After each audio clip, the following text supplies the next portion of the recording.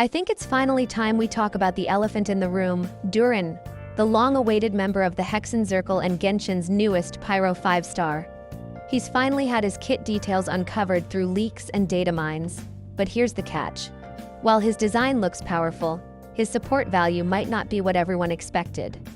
Today we're breaking down everything we know so far about Durin's abilities, how his dual fire mechanic works, and what kind of role he's likely to fill when he arrives in Nodcry.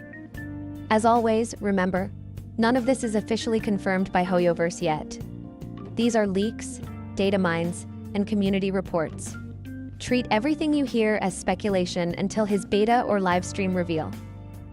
Lore-wise, Durin's story has been hinted at for years, once known as the Dragon of the North Wind, and now reborn as a member of the Hexenzirkel.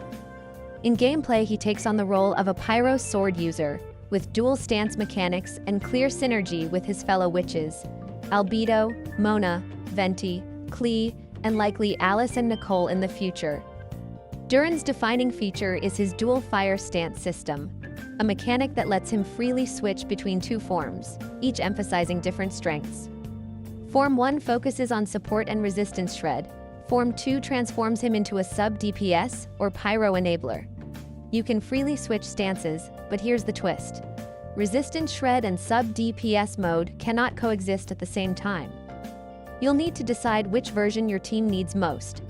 His elemental skill restores energy and toggles between his two stances, similar to Kiori's dual mode mechanic. It's designed to keep his rotation fluid, letting him adapt depending on what reaction or setup you want in the moment. Durin's burst unleashes off-field pyro damage, with its effect changing based on which form he's currently in. Form 1. Larger AoE, lower multipliers, built for wider pyro coverage. Form 2. Smaller AoE, higher multipliers, optimized for focused, high-damage melts or vapes. Durin's Ascension passive gives both forms additional bonuses, while his burst is active. Form 1. When nearby party members trigger pyro-related reactions, enemies' pyro resistance and the elemental resistance of that reaction are reduced by 15%. Form 2. Durin's vaporize and melt damage is increased by 40%. And if there are 2 or more Hexenzirkel characters in the team, all of those effects are doubled. Here's where community discussion gets split. Durin's support potential is actually quite limited in base form. His main buff is resistance shred. Strong, yes, but situational.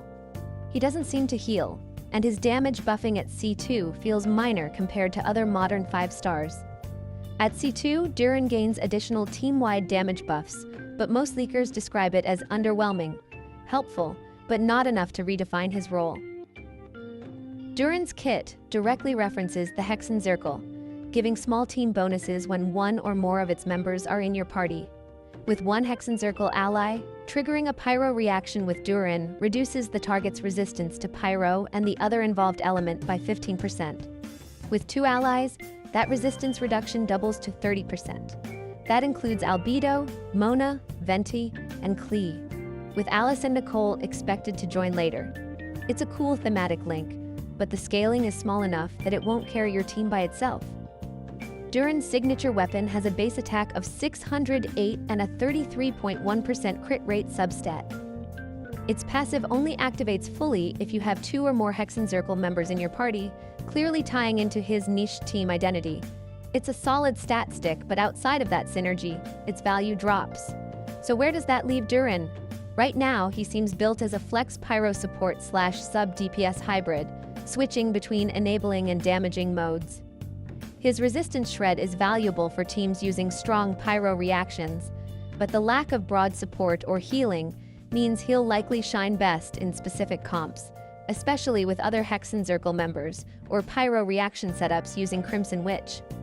Reactions so far are mixed. Some players see Durin as a high-skill, low-reward character, fun, but niche.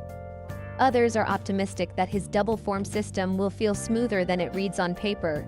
If Hoyoverse buffs his base multipliers or makes his support scaling stronger, Durin could easily climb the ranks as a pyro staple, especially with future Hexenzirkel characters.